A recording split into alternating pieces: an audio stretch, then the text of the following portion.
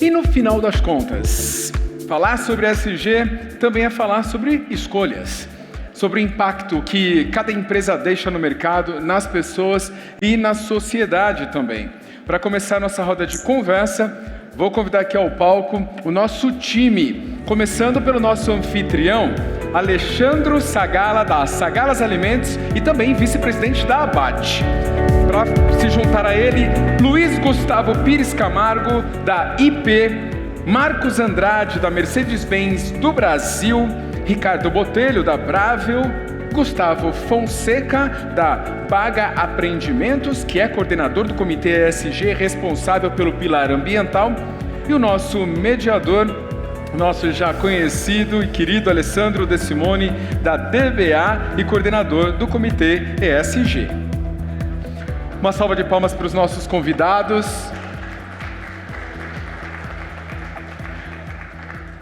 Temos os nossos microfones aí, água, obrigado pela presença de vocês.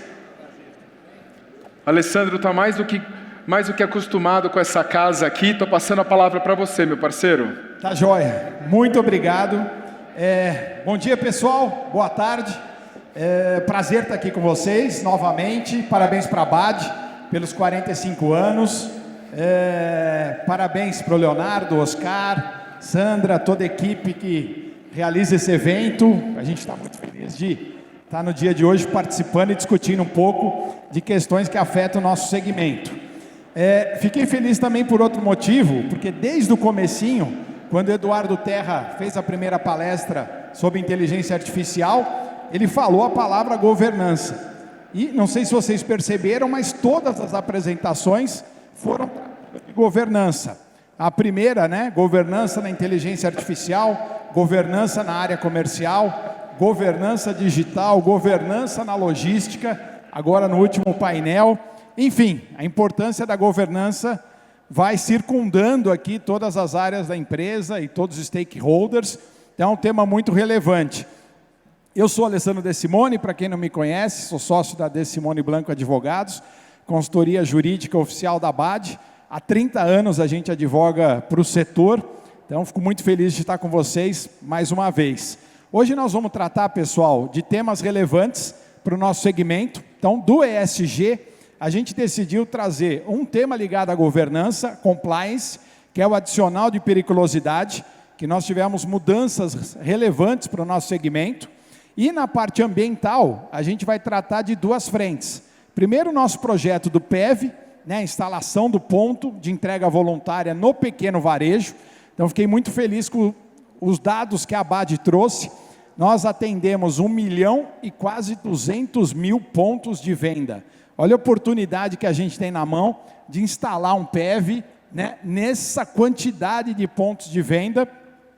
E a gente vai tratar também de novas fontes alternativas energéticas de combustível. E para isso, a gente tem um timaço aqui, gente. Então, se vocês me permitirem, quero reforçar, primeiro, o nosso vice-presidente da BAD, o Alexandro Segala, uma das maiores distribuidoras do Brasil, em Santa Catarina, o Gustavo, que é o coordenador do pilar ambiental, junto comigo, tem um background na área ambiental relevante. Ricardo, CEO da Bravel, uma das maiores distribuidoras do Brasil, cases e informações extremamente importantes para a gente, e pioneiros, precursores, Ricardo, na questão ESG, sei o quanto é relevante para vocês lá dentro.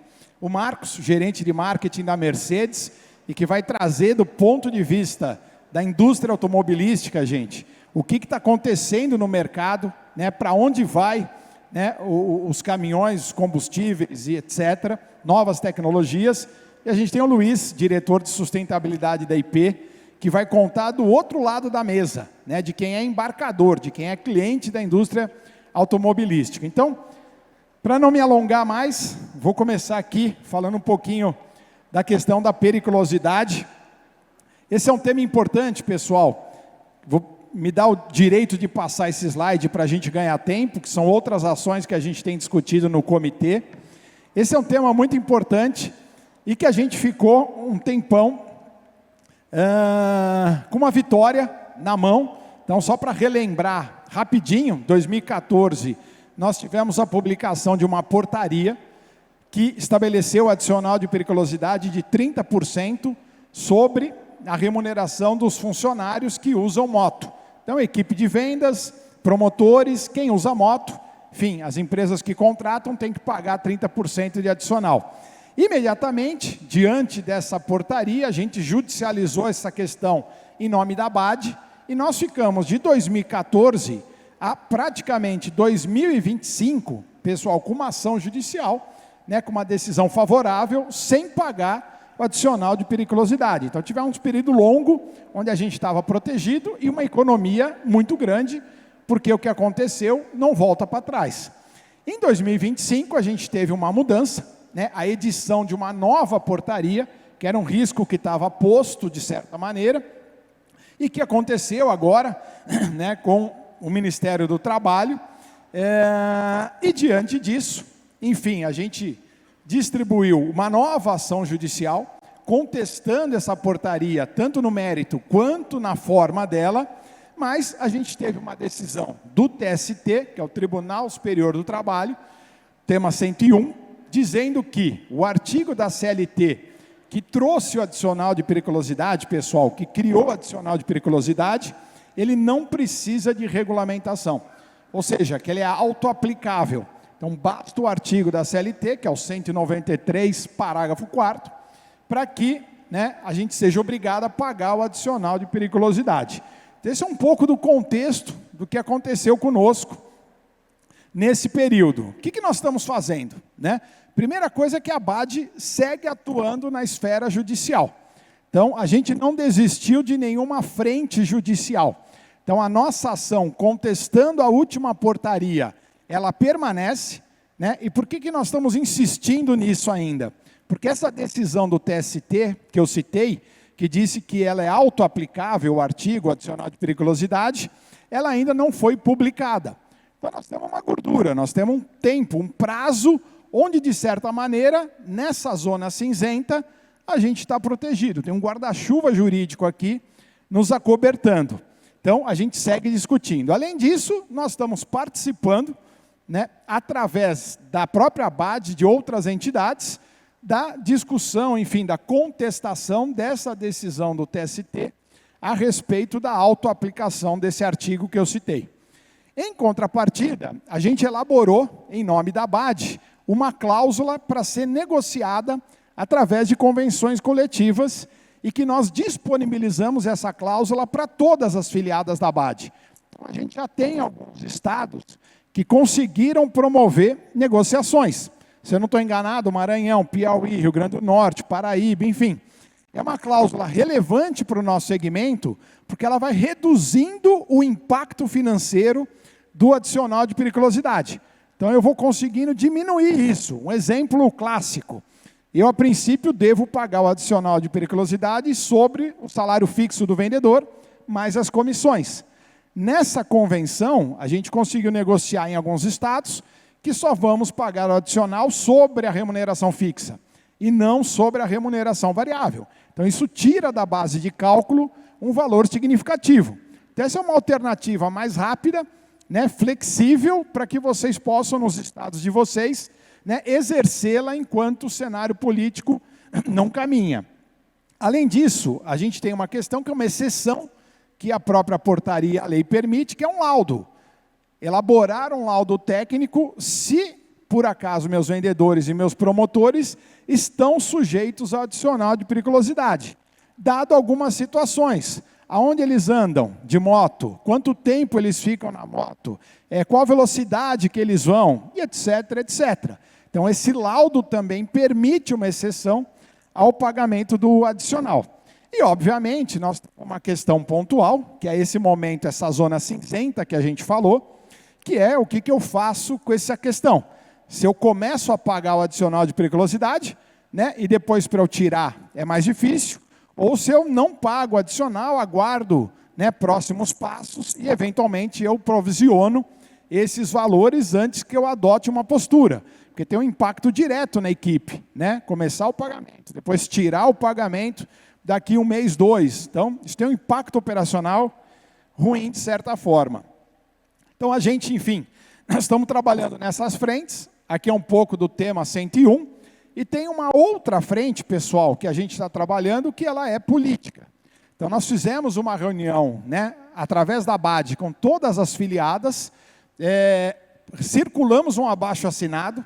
Então, reforço aqui com os presidentes de filiada executivos, para que a gente consiga assinar esse abaixo-assinado pelas 27 filiadas da BAD, para que a gente possa evoluir na alteração do artigo 193 da CLT, ou seja, matar o problema na origem, porque quando a legislação veio, esse adicional era para atingir motoboy, motofrete, mototáxi, ou seja, quem usa a moto como core business no seu negócio, e não nossa equipe de venda, nem nossos promotores.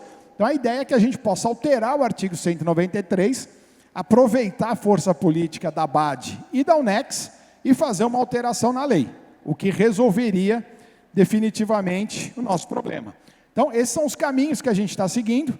Eu vou passar aqui para o Alexandre Segala, né, que, enfim, como todo empresário do nosso segmento, sofre na pele, né, esse intervencionismo do governo, essa ingerência do governo dentro dos nossos negócios. Enfim, isso nos leva, né, para outras situações, né, Segala, que você vai comentar, por favor. Obrigado, doutor Alessandro. Bom dia a todos. Quem me conhece um pouco, eu sou mais na linha do tiro, porrada e bomba. E aí o pessoal me convida para o painel de ESG. Então, hoje vai ser com emoção. Tudo que o doutor Alessandro falou, nós estudamos, debatemos, e o desfecho disso vai ser longo. Então, uma vez que a regra está clara e ela é auto-aplicável, correto? Cabe a nós, distribuidores, fazermos valer. Porque senão nós vamos estar gerando passivo, e quando entra, nesse caso do adicional de periculosidade, o geral passivo, ele se estende por uma via, que eu quero comentar agora, que às vezes o impacto é maior do que os próprios 30%. Qual é essa via? Se a regra está clara, e hoje, bem ou mal, falta um ajuste, porque um promotor de vendas, o trabalho dele não é em cima da moto, é no ponto de venda. O vendedor, o trabalho dele não é em cima da moto, é no ponto de venda, atendendo o cliente, e muitas vezes hoje, boa parte do tempo, pilotando o WhatsApp. Se nós vamos fazer uma conta no dia, ele passa mais tempo no WhatsApp, se bobear, do que pilotando a moto. Mas isso tudo nós vamos ter que provar, demonstrar, e vai demorar. Enquanto isso não é demonstrado, que não é o motoboy, que não é o cara que está entregando a pizza, que esse sim trabalha em cima da moto, o cara do iFood, enquanto esse tempo não chega, o que os nossos promotores, os nossos vendedores vão falar, vão pensar e vão agir caso não recebam os 30%. Aí no G do ESG, na governança, no compliance, vai estar claro que a empresa está falhando. Se é justo, não é justo, se isso vai seguir assim, se vai ser mudado, o tempo vai dizer. O que vai acontecer também, se isso não muda, no médio para longo prazo, vai se buscar uma adequação. Amanhã depois o salário base não é mais o mesmo. Vai se criar níveis de promotores, níveis de vendedores, com remunerações diferenciadas, para poder absorver um pouco desses 30%. E por que isso tudo para nós, a gente enxerga que vai acontecer? Porque, infelizmente, esse também é o meu ponto de vista, nós estamos num país de renda baixa. O brasileiro não tem poder de compra. Nós enfrentamos agora os tigrinhos da vida, as bets. O brasileiro não tem fôlego para adicionais se não forem realmente justos, fidedignos e muito bem estruturados. Então, o meu conselho, se eu posso falar assim, doutor Alessandro, nós vamos fazer valer o que está vigorando hoje. Vai ter um custo? Vai ter um custo. Vamos ter que buscar melhorar a eficiência? Vamos ter que buscar melhorar a eficiência. Mas não vamos querer gerar nas nossas equipes um desgosto prematuro, a conversa de corredor, de que, no caso, a Cegalas ou qualquer um de nós aqui, não estejamos cumprindo com a lei. Então, o meu recado é que nós vamos ter que, nesse momento, cumprir, mas nós vamos seguir brigando para ajustar e, quem sabe, amanhã depois reverter. Muito obrigado. Obrigado, Segala. E, na verdade, isso vai levando a gente para a pejotização, né, para a precarização das relações de trabalho. Né? O governo vai nos empurrando para isso. Gustavo, obrigado. A gente tem 2 temas relevantes aqui para a gente tratar na área ambiental e que afetam o nosso segmento. Então, a palavra está contigo. Maravilha. Obrigado, bom dia a todos. Para quem eu não conheço ainda, eu sou Gustavo, um dos coordenadores do Pilar Ambiental do nosso comitê de ESG. Para alguns que já estiveram aqui nos anos anteriores, a gente vai retomar um assunto importante, que é o nosso projeto de pontos de entrega voluntária, com uma novidade bem importante para a gente trazer no final da apresentação. Mas antes de eu falar disso, deixa eu retomar aqui que essa história de pontos de entrega voluntária e a logística reversa de resíduos recicláveis, né? Isso vem, assim como outros temas, num avanço regulatório, né? Você tem desde lá de 2010 a Política Nacional de Resíduos Sólidos, falando que basicamente todo mundo tem um pouco da responsabilidade sobre os resíduos sólidos que são gerados na nossa sociedade. A indústria, fabricante dos produtos que tem as suas embalagens, os distribuidores, os varejistas, o consumidor, enfim, todo mundo tem a responsabilidade compartilhada. E de lá para cá, isso vem avançando, né? Essa lei nasce em 2010, em 2015 você tem a assinatura de acordos setoriais, e a gente teve, no ano passado, um decreto que fala especificamente sobre metas relacionadas a embalagens de plástico. Queria fazer um teste bem rápido aqui. Quem aqui fabrica um produto ou distribui um produto que utiliza uma embalagem de plástico? Levanta a mão. Acho que é praticamente 80% aqui na minha mapeamento rápido. Esse decreto nasce, mas junto com ele vem alguns outros, né, que já estão em consulta pública, que já estão sendo assinados, o decreto do papelão, tem o das embalagens de metal e alumínio, enfim, vidro. O decreto do plástico, ele traz algumas informações importantes. Além de várias metas, como, por exemplo, a obrigatoriedade da utilização de plástico reciclado na confecção dessas embalagens, ele traz também as metas de recuperação, ou seja, tudo que a gente coloca no mercado, a gente vai ter que recuperar.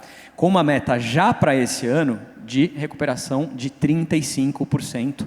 Ou seja, a gente está falando que, de forma compartilhada, a indústria, os distribuidores, os varejistas vão ter que recuperar 35% de tudo que foi distribuído, tudo que foi entregue para o consumidor. Nós estamos falando do resíduo que vai para a casa do consumidor, né? E até 2040 nós vamos ter que chegar em 50% desse volume.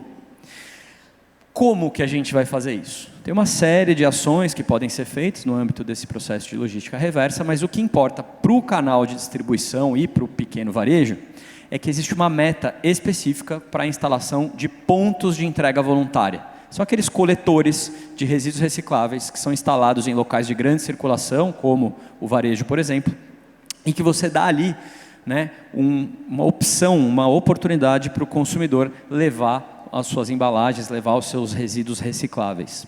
Existe uma meta por número de habitantes. Então, você tem municípios que têm até 10 mil habitantes, a obrigação de ter pelo menos um ponto de entrega voluntária. E nos municípios que têm mais do que 10 mil habitantes, você vai ter que ter um ponto de entrega voluntária para cada 10 mil habitantes.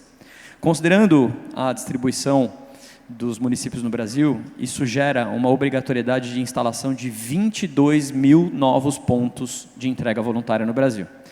E aonde vocês acham que está a maior oportunidade para implementar isso? Né? A gente acabou de ver aqui o número de 1.200.000 pontos de venda. Né? Só que não é simples. Isso não é um processo simples. Né? Para a gente instalar um ponto de coleta de resíduos num pequeno varejo, você tem o problema do espaço na loja, mas quem que vai vir coletar esse material aqui? Quando e como vai ser feita essa coleta? Para onde vai parar esse material? Quem que vai controlar tudo isso? Sem falar do eventual mau humor do nosso querido varejista representado aqui, pelo senhor, né? Ou talvez ainda nesse elo, considerando a indústria, o distribuidor, o varejo é o último que acaba sendo engajado nesses assuntos, é o último que acaba se inteirando, inclusive, das responsabilidades legais dele, né? Então a gente pensou num projeto que resolve com um framework setorial, ou seja, todas essas questões, para facilitar o processo, para deixar pronto, plug and play, só começar a funcionar. Daqui a pouco a gente fala um pouco mais sobre isso, tem o Ricardo que vai me ajudar nisso, mas a gente já está executando desde o ano passado um piloto com um monte de aprendizados e com um teste de sucesso sobre isso. Para resumir de uma forma muito simples, como é que funciona isso? A gente tem basicamente 3 passos. O que o distribuidor vai ter que fazer é mapear quais lojas vão receber esses pontos de entrega voluntária. Quem são os lojistas, qual é o pequeno varejo que aceita receber um ponto de entrega voluntária como esse. A gente faz o envio dos coletores, o distribuidor, obviamente, entrega esses coletores no varejista e acaba aí a operação do distribuidor nesse processo. A partir daí, o que a gente faz dentro do projeto é conectar com uma série de cooperativas de catadores que estão previamente treinadas, homologadas, capacitadas para fazer a coleta desse material, pegar o coletor cheio, levar para a cooperativa, fazer a triagem dos materiais e destinar isso para diferentes recicladores. Então é uma operação muito simplificada.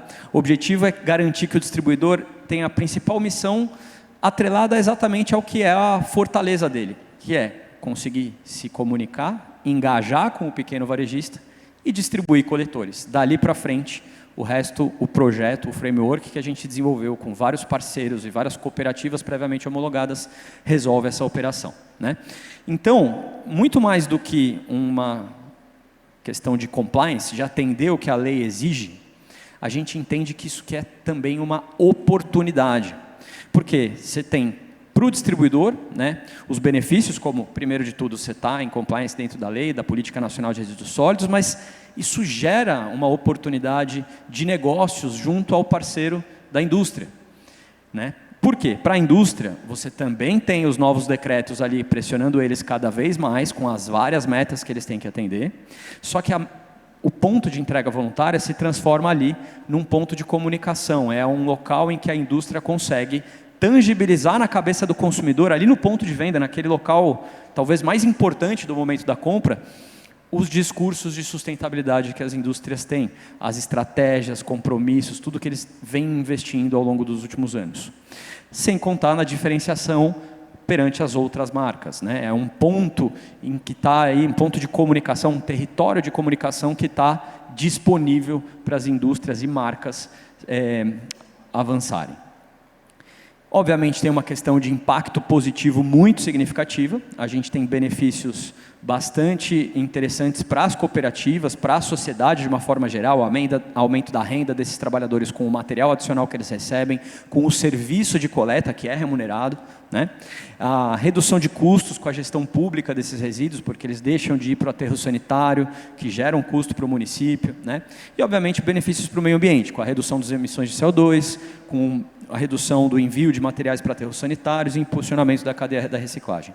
Mas eu tinha prometido uma notícia importante para o final da conversa, antes de passar a palavra para o Ricardo, que vai contar um pouco mais de tudo que a Brável está fazendo, né? E uma coisa importante, a Brável foi a primeira a apostar nesse projeto aqui, vem executando com a gente o projeto em escala piloto, que permitiu que a gente conseguisse, por exemplo, aprovasse esse projeto na Lei de Incentivo à Reciclagem. A partir do piloto que a gente realizou no ano passado, a gente conseguiu demonstrar e conectar esse processo com essa lei que foi, né, a lei já existia há algum tempo atrás, mas no final do ano passado você teve o regramento dela e você conseguiu incluir nesse processo o mesmo mecanismo que já funciona hoje, por exemplo, para as leis de incentivo à cultura ou do esporte. Basicamente funciona da seguinte forma: você tem projetos que estão previamente aprovados no Ministério, nesse caso no Ministério do Meio Ambiente, este é um dos projetos que já está aprovado, e aí empresas que operam no regime de lucro real conseguem deduzir até 1% do seu IRPJ para investimento no projeto Futuro Consciente.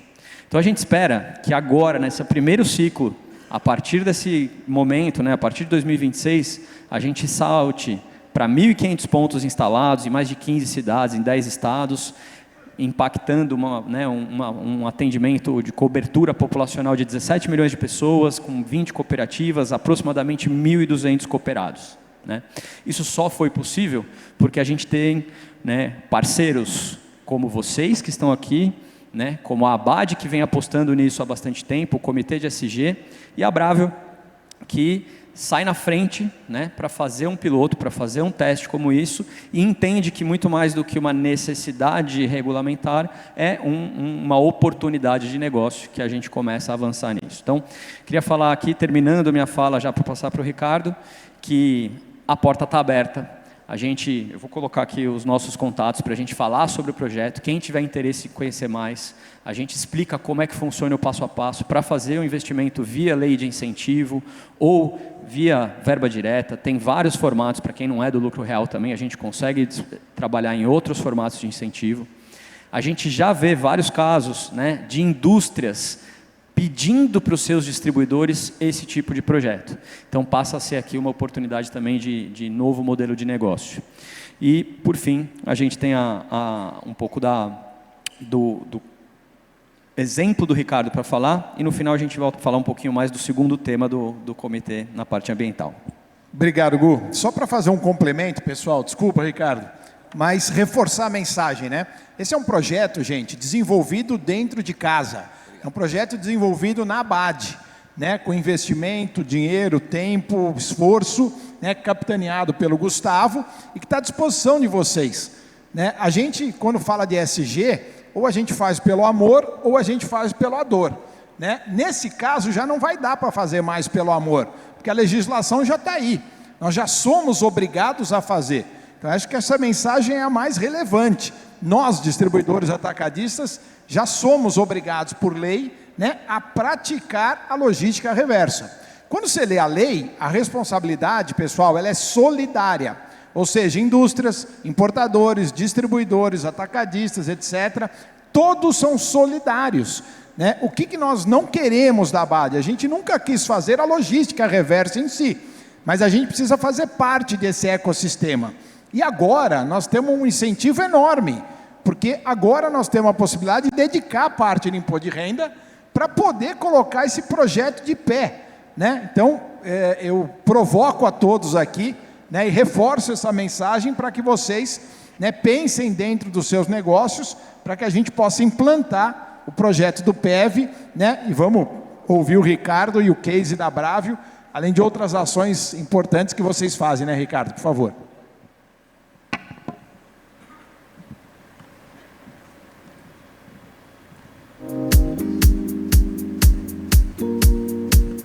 Boa tarde a todos.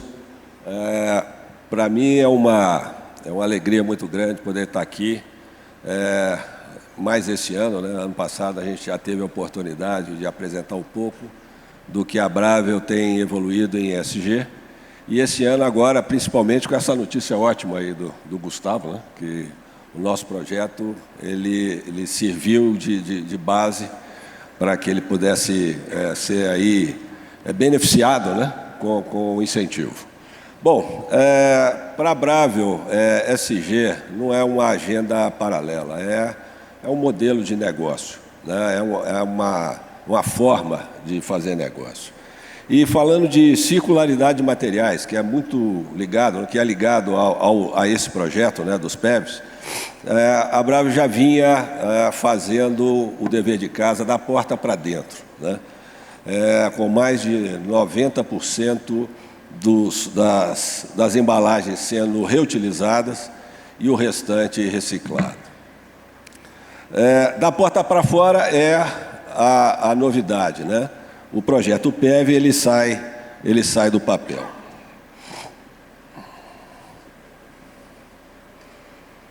Opa.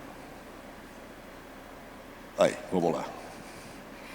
Bom, falando aqui um pouco das iniciativas da Bravio com relação a ESG, né, a gente foca em 6 pilares. O primeiro é o inventário de emissões. Desde 2022 a Brável já faz esse inventário e mede o impacto ambiental das nossas operações. O segundo pilar, que é de mobilidade sustentável, aqui a gente tem grandes avanços. O primeiro deles é a criação da Braveolog. O que é a Braveolog? A Braveolog é a integração e a consolidação das malhas logísticas das nossas investidas, né? E essa consolidação, ela traz uma otimização e que traz, consequentemente, massa crítica e uma grande eficiência com capilaridade. Então, acho que o adensamento dessas operações são diretamente ligados ao ganho de eficiência, que é diretamente ligado à melhoria das emissões e do impacto ambiental. Uma outra novidade é o início de operação da nossa frota de caminhões elétricos. Então, aqui a gente conseguiu achar uma equação que fosse economicamente viável e para rotas de até 100, 110 quilômetros de última milha, a gente está iniciando com a nossa frota de caminhões elétricos. Já no ano passado, a gente já tinha convertido toda a o combustível, né, de toda a nossa frota leve para álcool, né, o que impactou aí em 88% de redução nas emissões. O quarto pilar, que é a circularidade de materiais, é o que nós já estamos falando, né? Eu vou falar um pouco mais no detalhe aí do projeto. O quinto, que é a participação, aí, a compra de energia através de fontes sustentáveis no Mercado Livre e além da geração de energia elétrica nas nossas unidades maiores, nos nossos centros de distribuição maiores. Bom, falando agora especificamente do projeto, né? Qual que é o papel da Brável, né, nesse projeto? Eu acho que o primeiro deles é ser a patrocinadora institucional junto com a ABAD. A gente abraçou essa ideia desde o início, a gente entende que esse é um movimento extremamente importante e, portanto, apoiamos e iniciamos esse piloto. Obviamente, além disso, o papel de operação, né, de operar esse piloto, e essa operação trouxe alguns aprendizados que no final aqui eu vou poder comentar. E também apoiadores, né, da parte social desse projeto, porque ele envolve toda a parte de coleta, né, das associações. Então tem um aspecto social que eu entendo ser muito, muito relevante. Bom, o Gustavo já explicou o projeto, né? Hoje a gente ainda está muito no começo, é um projeto, é um piloto ainda em fase inicial. A gente encontrou alguns desafios e trouxe daí alguns aprendizados. Acho que esses aprendizados, primeiro deles o Gustavo até já comentou, que é o engajamento do ponto de venda. O segundo é a comunicação, a boa comunicação dentro desse ponto de venda, instruindo o consumidor que tipo de resíduos podem ser colocados ali, né, nos PEVs. E o terceiro é o fluxo da loja, né? A gente iniciou com algumas lojas muito pequenas, com fluxo de clientes baixo e consequentemente, não sustentando todo o processo, todo o ciclo. Mas, mais do que nunca, agora sabendo dessa boa notícia aí que o Gustavo trouxe, certamente nós vamos, agora já depois de um bom período de aprendizado, nós vamos expandir essa operação não só na cidade de Porto Alegre, mas em outras cidades onde a gente opera. Então, a gente está bastante confiante e a expectativa aí de evolução é muito boa para o futuro. Bom, basicamente era isso que eu gostaria de apresentar. Estou aqui à disposição para alguma dúvida.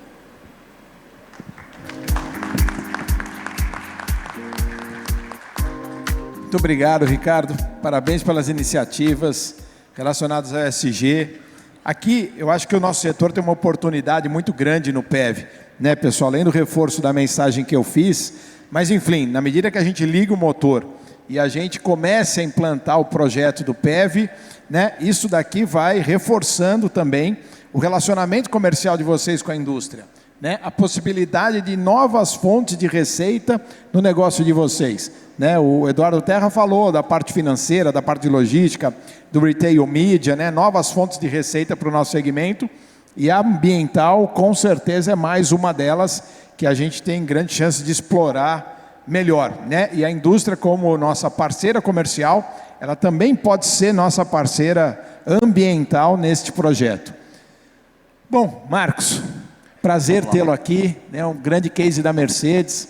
A gente está curioso para saber para onde está indo o mercado, que a gente ouve falar de gás, a gente ouve falar de biodiesel, enfim, a gente ouve falar de elétrico, né? Para onde a indústria automobilística está indo, né? E o que o nosso setor pode esperar, né, desses próximos meses e anos que vem pela frente? Legal, obrigado pelo convite, é um prazer estar aqui com vocês.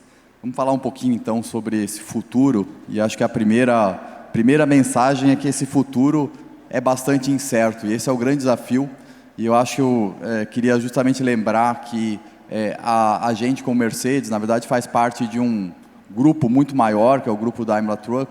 Isso é muito importante nesse momento, porque é exatamente um momento de transição, dentro de um futuro que a gente não sabe exatamente o caminho, e fazendo parte de um grupo muito grande, presente globalmente, a gente tem um aprendizado muito forte, e eu acho que esse é o ponto principal que a gente tem vivido hoje. Investimentos bilionários, aqui a gente está falando de investimentos realmente na casa de bilhões de euros, não é milhões, é bilhões de euros, e a gente precisa tomar as decisões certas, e a gente sabe que não é um caminho só, a gente tem vários caminhos, e a gente tem que achar os melhores caminhos de acordo com cada situação e cada economia também, né? Então a gente entende que não existe uma solução específica e única que vale para o mundo inteiro, mas a gente tem feito parte desse aprendizado.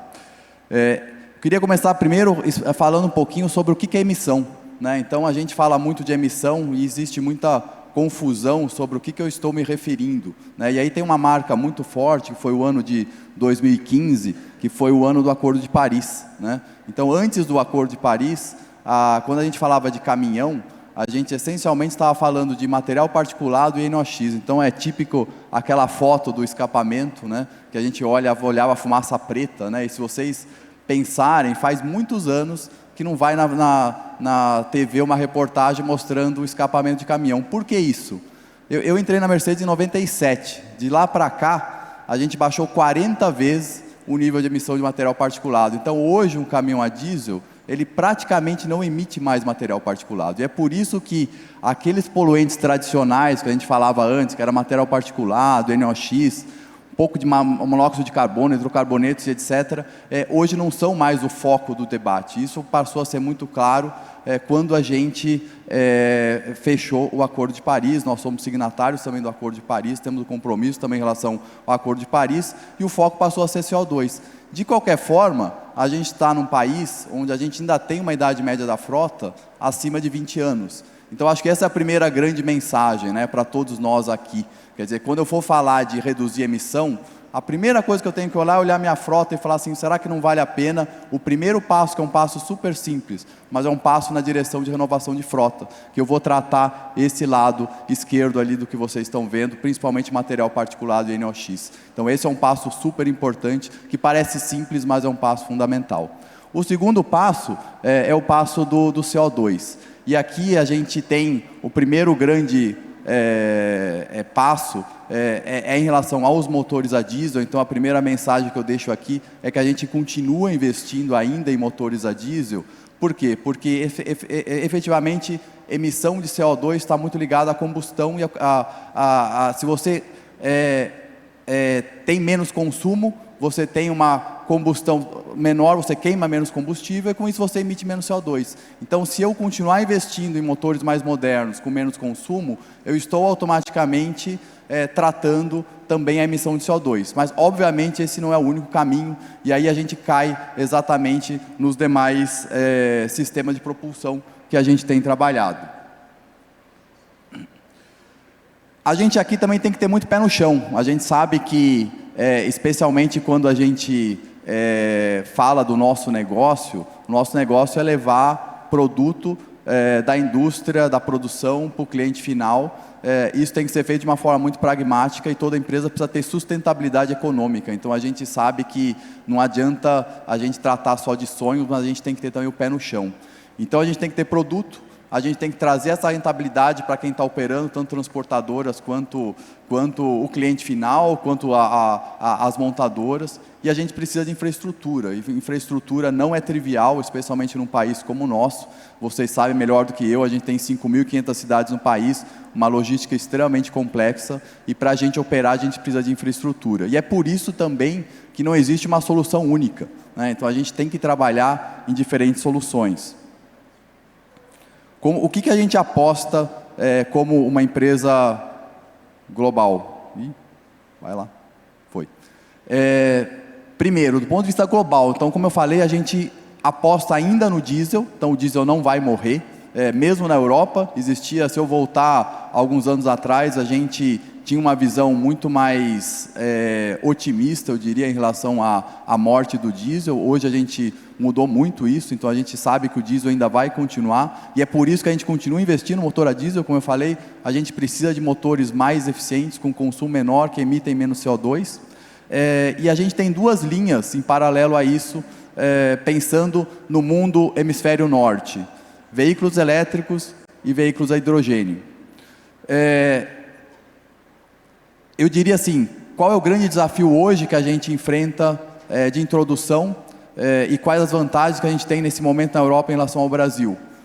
Primeiro, a gente tem muito mais suporte governamental, então a gente tem muito incentivo. Eu dou o exemplo claro da Alemanha, que tem sido um país que tem trilhado bastante essa direção de veículos elétricos, porque você tem um benefício gigante em relação a pedágio, algo que você não tem no Brasil. Então, um cliente na Europa paga mais caro para um veículo elétrico, em compensação ele não paga pedágio. Pedágio na Alemanha para veículo elétrico é nulo. Então isso faz com que ele tenha um benefício muito rápido de payback. Isso vale muito a pena investir. Hidrogênio é uma linha que a gente também tem trabalhado. A gente acreditava que o custo do hidrogênio ia cair. Depois da guerra da Ucrânia, infelizmente o preço do hidrogênio disparou. Então a gente enxerga mais como uma solução de mais longo prazo, mesmo na Europa, mas é uma linha que a gente tem trabalhado ainda como uma alternativa para necessidade de maior autonomia, ou seja, veículo elétrico numa opção de veículo mais urbano, veículo movido a hidrogênio com base em célula de combustível. Isso é um ponto importante também. A gente tem muito debate sobre o que é o hidrogênio. É com uma solução de motor a combustão, porque é possível isso, parece às vezes um pouco assustador, né, a gente falar de hidrogênio alimentando um motor a combustão, mas isso é possível, isso é viável, é uma das linhas de estudo, mas a nossa conclusão é que do ponto de vista de eficiência energética, faz muito mais sentido você trabalhar com célula de combustível. Então a gente tem trabalhado na Europa nessas duas linhas, e tudo isso baseado em eletrônica muito eficiente. Então esse é outro ponto muito importante. A gente precisa de eletrônica para regulamentar os motores, para tratar os motores, para torná-los mais eficientes, para tornar todo o sistema mais integrado, de forma a você extrair o máximo possível do caminhão. No futuro, um caminhão é nada mais do que um monte de módulo eletrônico operando o sistema de propulsão. Mas você precisa de cada vez mais de uma eletrônica muito eficiente. Qual que é a grande diferença para o Brasil quando eu olho essa situação? A gente tem, primeiro, no Brasil, uma clareza em relação a biodiesel. Acho que biodiesel é um caminho inevitável do país. E eu sei que muita gente hoje que tem acompanhado o aumento do biodiesel no conteúdo do diesel, às vezes se assusta, e a gente tem trabalhado bastante também para lidar com esse aumento do biodiesel. E o que eu costumo dizer para as pessoas é que não adianta a gente ter medo do biodiesel, mas a gente tem que encarar o biodiesel. Então hoje a gente trabalha por lei com 15% de biodiesel no diesel, vai chegar a 20% em 2030, com a possibilidade de aumentar para 25%, isso está na legislação, então isso vem, a gente tem capacidade produtiva no Brasil, isso é inevitável. Então o nosso desafio é trabalhar para administrar isso e realmente operar de forma eficiente com o biodiesel. E a gente tem trabalhado para trabalhar com blend de até 100% com biodiesel, e aí você teria um combustível praticamente de emissão zero.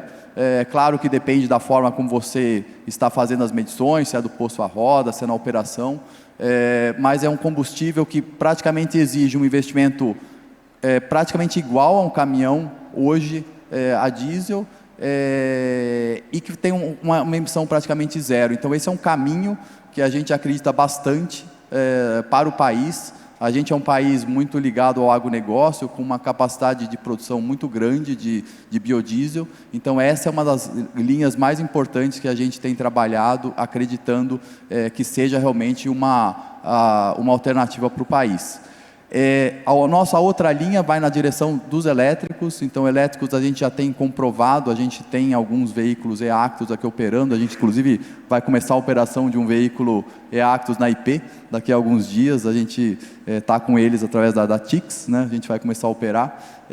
Então a gente tem feito com vários clientes, a gente tem feito algumas operações para validar. Então a gente, por exemplo, comprovou que se você tiver uma operação entre São Paulo e Rio de Janeiro, entre São Paulo e Curitiba, você consegue, tem autonomia hoje já nos caminhões atuais para operar. Então, se você tem uma operação, por exemplo, de bate e volta, você vai sair de São Paulo, vai até o Rio de Janeiro, abastece e volta, você consegue já operar com um caminhão elétrico. Então isso é viável e a conta fecha. A grande ponto, e acho que aqui é a última mensagem que eu deixo, a conta fecha, mas a gente precisa ter um acordo entre indústria, transportadoras, de ter contratos de longo prazo, porque a conta não fecha em 6 meses, nem 1 ano, a conta fecha no longo prazo. Então acho que esse é o grande desafio. Um veículo elétrico custa mais, um veículo a hidrogênio vai custar muito mais, uma operação com biodiesel ela é mais custosa. Então a gente precisa ter realmente um acordo entre indústria, transportadoras, de ter contrato de longo prazo para ter estabilidade entre todos os envolvidos, porque a gente não pode esperar de um transportador que vai investir para ter um contrato de 6 meses de transporte. Então essa é a última mensagem que eu deixo, e agradeço aqui a oportunidade de colocar a nossa posição. Obrigado. Obrigado, Marcos. Só 2 pontos aqui, Luiz, antes de você começar. O primeiro deles, pessoal, é que a ABAD está desenvolvendo um estudo para a gente ter o mapeamento das emissões do nosso setor. Então, se a gente não tiver um baseline feito, a gente não sabe para onde nós vamos. Então, nós precisamos ter um baseline da quantidade que nós emitimos. Então, a ABAD está desenvolvendo esse estudo. E a gente, enfim, vai publicar e vai contar com a participação de vocês para que a gente tenha uma amostragem significativa. Então, mais uma iniciativa relevante da ABAD dentro do Comitê SG. Segundo ponto, pessoal, que o Segala estava comentando comigo, falou, o TAC, né, que a gente contrata, porque hoje a gente terceiriza boa parte do nosso transporte, né, o TAC usa um caminhão que muitas vezes a frota média tem uma idade de 20 anos. E fazendo um link aqui, pensando alto com o Segala, o governo, através do Ministério do Transporte, tem pressionado o setor produtivo em relação à tabela de frete, ao CIOT, né, e ao MDF, etc. Então, novamente, né, eles vão empurrando as empresas para alternativas. Uma delas que vai acontecer é que provavelmente a contratação do TAC ela não vai ser mais estratégica. Em vez de eu contratar um TAC e ter que emitir o CIOT por ele, eu, distribuidor atacadista, né, na condição de embarcador, eu vou contratar uma empresa transportadora ou um equiparado, né, e aí eu não preciso emitir o CIOT, os caras é que vão emitir o CIOT para mim, eu saio dessa responsabilidade, mas eu vou matando o TAC, né? E aí eu pensei e falei, bom, pelo menos o negócio da frota, né, de 20 anos vai melhorar, porque se o modelo de TAC não for para frente. Então, mais uma realidade que a gente vive. Luiz, obrigado por estar com a gente aqui. Tenho certeza que a IP, mais uma vez, né, inovando aqui na área de logística. O que você conta para a gente? Legal, boa tarde a todos. É uma alegria aqui como indivíduo, como pessoa. Muito obrigado pelo convite. E é uma honra também como IP, como indústria. Vocês são muito importantes para nós enquanto indústria. Então, quero dizer que é uma honra estar aqui e parabéns aí pela organização. Eu sou muito observador nesses detalhes e observo o quanto que essa convenção está sendo muito bem organizada e muito bem linda. Quando a gente fala sobre ESG, muitos aí torcem o nariz, outros, como diz o Alessandro, são impulsionados pela própria legislação, mas eu quero dizer que talvez a gente possa traduzir aqui ESG como o cuidar das pessoas, o cuidar do meio ambiente e administrar tudo isso de uma forma ética, íntegra e uma forma adequada. Eu creio que quando a gente pensar sobre esse viés, a nossa análise e o que a gente avança em relação a isso acaba sendo um pouco mais simplificado, ou talvez um pouco mais humanizado. Quando a gente fala sobre combustível do futuro, o que nos leva a entender é que a gente vai por uma discussão técnica. Mas a decisão sobre o combustível do futuro não está na engenharia. E me perdoe aqui os engenheiros, a decisão ela precisa ser tomada e é isso que eu quero trazer um pouquinho para vocês nessa minha rápida fala, o quanto que é importante decidir. A transição energética ela já começou, ela não vai começar, ela já começou. Ela já começou e todos nós aqui somos impulsionados pelo ESG, pelo contrato com os nossos clientes, somos impulsionados pela regulação, somos impulsionados pelo próprio mercado. E tanto decidir quanto não decidir vai gerar um impacto direto em custo, reputação e até mesmo acesso ao mercado. E aqui eu também utilizo a fala do meu colega da Mercedes. São muitas opções. Nós, como indústria, os distribuidores, os supermercadistas, as empresas de forma geral, elas têm muitas rotas, mas pouca certeza. Temos gás, eletrificação, biometano, hidrogênio. O que fazer? Não há uma decisão perfeita. O que nós sabemos é que precisamos, como empresa, decidir agora. E o grande erro aqui é esperar.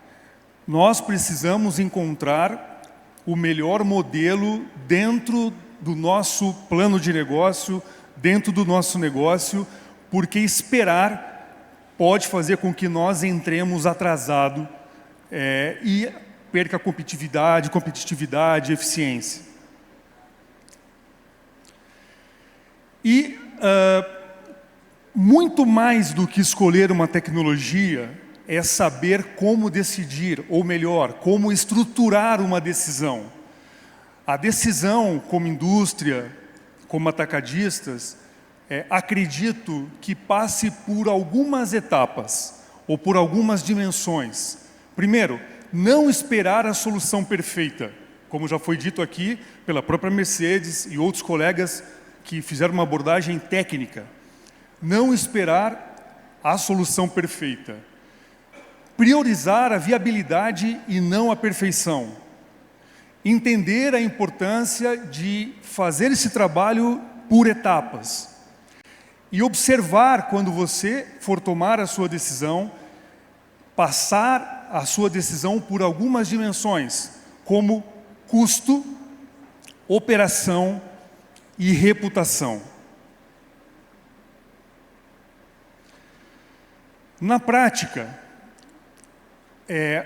não se está testando apenas a tecnologia. Se eu vou utilizar um automóvel, um caminhão a gás eletrificado, ou a biometano, hidrogênio, aqui é a decisão que vem antes da tecnologia. O que a gente testa na prática não é apenas a tecnologia, é se a decisão que foi tomada fez algum sentido ou não. E na IP, nós já estamos praticando, não é piloto de laboratório, é operação na realidade. E é na realidade que a estratégia se prova. Como nós temos aqui no slide anterior, já a operação com caminhões a gás em Salto, em Amparo. Estamos também trabalhando com projetos de eletrificação com caminhão Mercedes.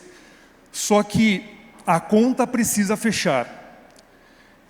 E eu trago aqui alguns aspectos importantes para que essa conta feche. Eu preciso ter um custo razoavelmente baixo. Esse custo não pode ser excessivamente alto, porque ele impacta a minha operação. eu preciso ter um retorno para que eu consiga me manter nessa escolha, e eu preciso ter a capacidade de escalar.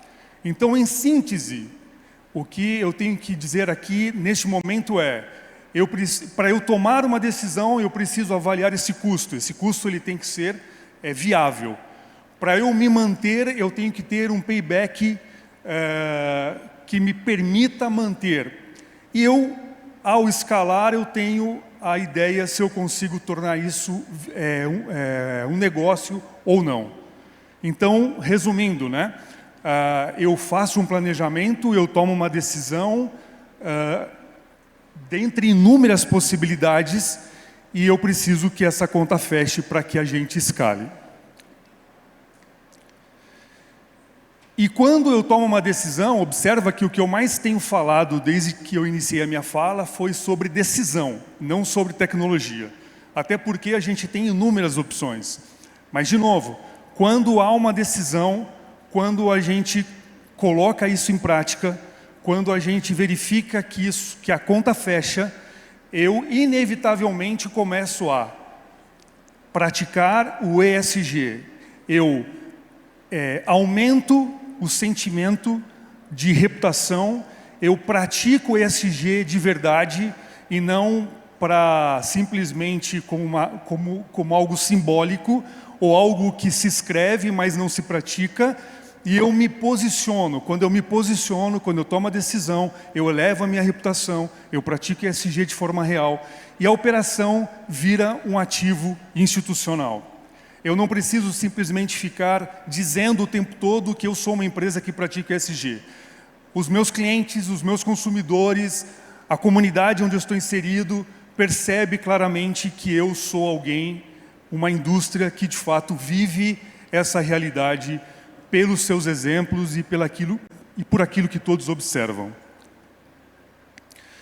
E para finalizar, tive o desafio aqui de ser o último painelista. Todos devem estar com bastante fome, mas para finalizar, eu quero dizer que o maior erro de todos nós aqui não é escolher a tecnologia errada sob o ponto de vista de uma empresa ou de outra. O maior erro de qualquer um de nós aqui, como indústria, ou como atacadista, ou como empresa de forma geral, é não decidir, é ficar parado.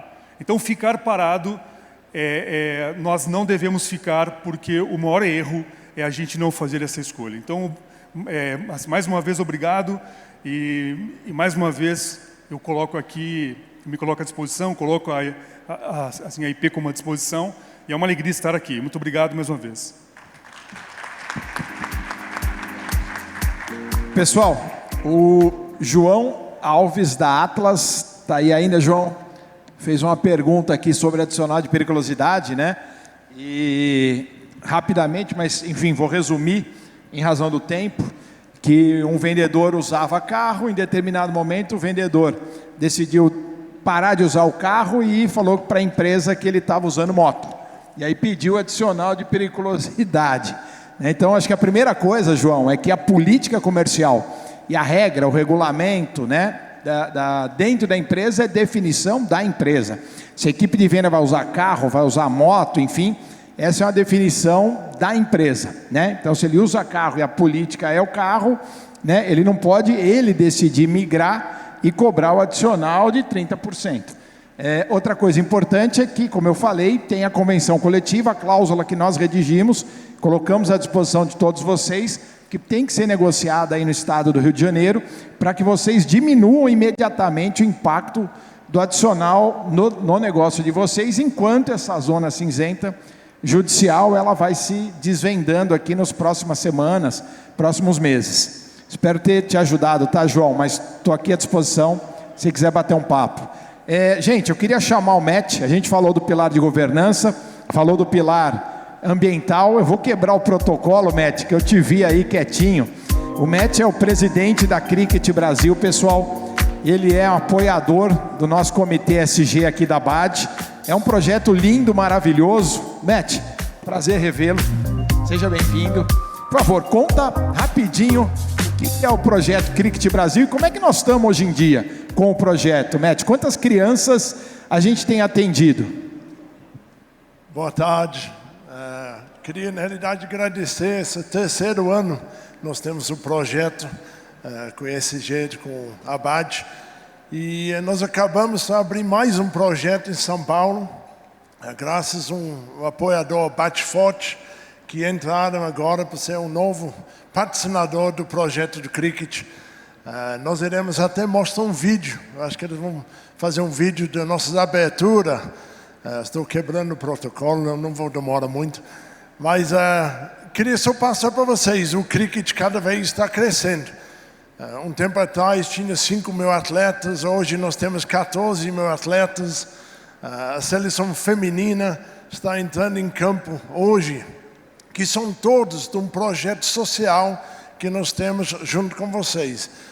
Essa seleção feminina está na África, vão trazer talvez mais um título para o Brasil, e esse vem atrás desse apoio do ABAD, várias empresas no Brasil que acreditam que esporte faz uma mudança de vida. Então, muito obrigado, Bate Forte. Eu sei, nós conversamos hoje cedo, vocês estão aqui, mas eu agradeço muito por essa parceria. Eu queria perguntar se tem mais parceiros. Eu sei que o Leonardo, nós temos o grupo do ABAD trabalhando forte, que vai trazer mais oportunidades para mais crianças. Joga um esporte que às vezes pouco de vocês conhecem, mas muitos conhecem o jogo de taco ou de bete, que é jogado na rua. E nós estamos oferecendo essa oportunidade para jogar cricket, que mais uma vez eu vou contar, é o segundo jogo mais jogado do mundo. O vídeo está pronto para mostrar.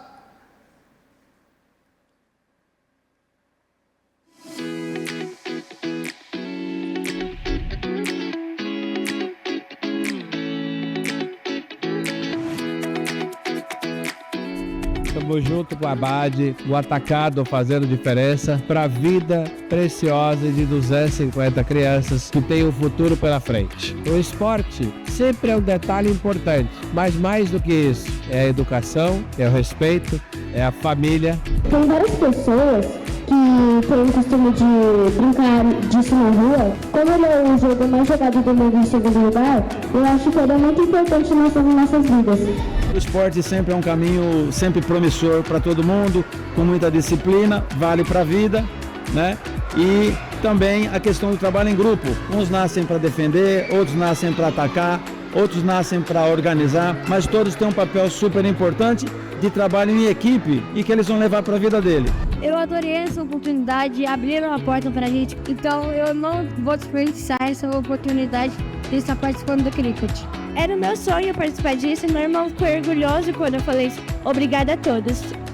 Crianças, nunca deixem de estudar. Aconteça o que acontecer na vida de vocês e sempre pratique esporte, né, que vai ser extremamente importante para você. Você vai ser uma grande pessoa, um grande cidadão acima de tudo. Esse é o Atacado Bate Forte, apoiando o futuro do país. Obrigado, pessoal. Valeu muito.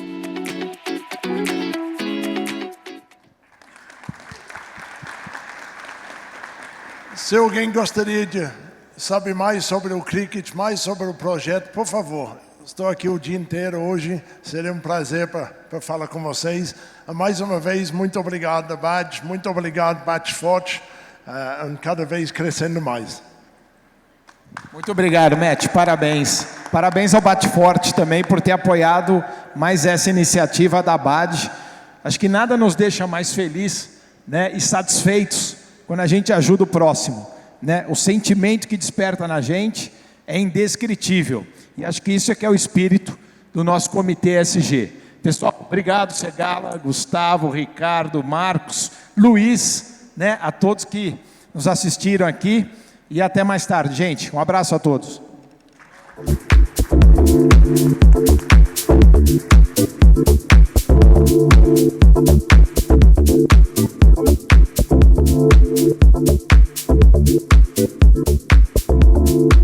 Alô, alô. E nós agradecemos também a você, Simone, aí pela sua participação e condução desse painel para nós. tá? Vamos fazer essa foto oficial com esse timaço que veio compartilhar aí seus conhecimentos e informações sobre ESG. Obrigado aos participantes e sigam aí durante o dia também, aproveitando essas conexões, tá certo? Pessoal, esse evento, como eu disse, ele ganha ainda mais força sempre quando empresas investem no futuro e caminham juntas com o setor.